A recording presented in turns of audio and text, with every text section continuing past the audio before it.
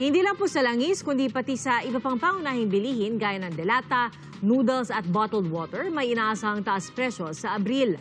Ay po yan sa isang grupo ng mga negosyante. Saksi si Bernadette Reyes.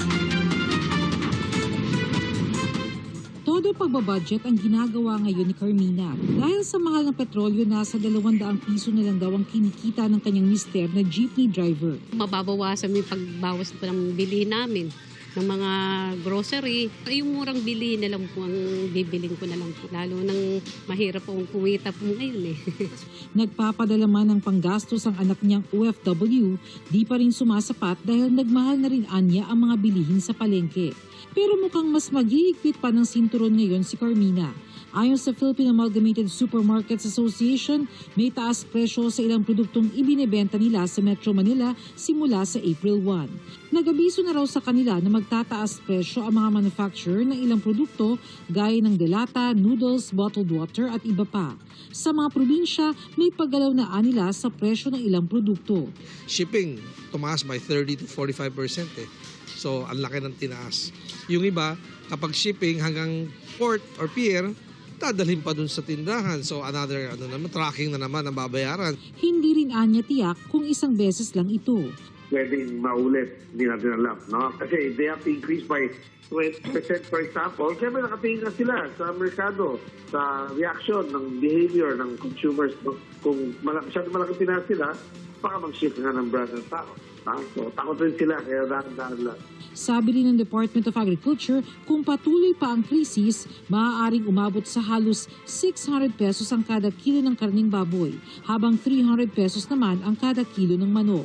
Sa Sorsogon, nagdeklara na ng state of calamity sa buong lalawigan dahil sa sunod-sunod na malakihang oil price hike.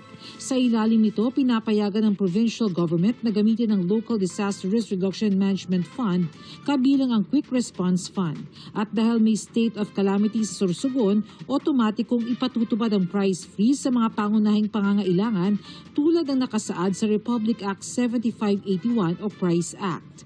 Bukod sa state of calamity, otomatiko ring dapat ang price freeze kung isa sa ilalim ng isang lugar sa state of emergency.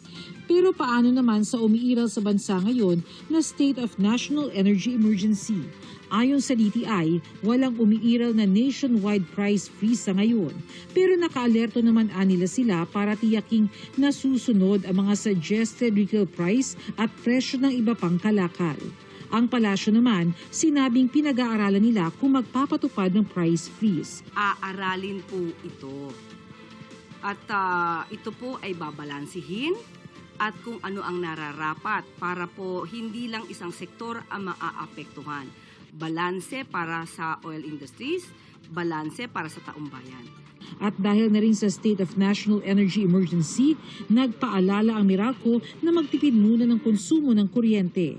Yan ay habang patuloy pa ang gulo sa gitnang silangan na nagdudulot ng problema sa supply ng krudo. So far, we're okay as far as supply is concerned. But still, having said that, kailangan pa rin natin po na magpatupad ng isang agresibong energy efficiency campaign. Lalo na raw sa panahon ng tag-init kung kailan mas dumadalas ang paggamit ng appliances tulad ng aircon. Ayon sa Meralco, malaking tipid kung gagamit ng mga inverter na appliances tulad ng inverter na aircon at inverter na ref. Itong conventional ref na ito halimbawa kumukonsumo ng mahigit 20 pesos kada araw kumpara sa isang inverter na ref gaya nito na nasa mahigit 12 pesos kada araw lamang ang konsumo. Suma total, nasa mahigit 50% ang maaaring masave ng isang consumer kada buwan.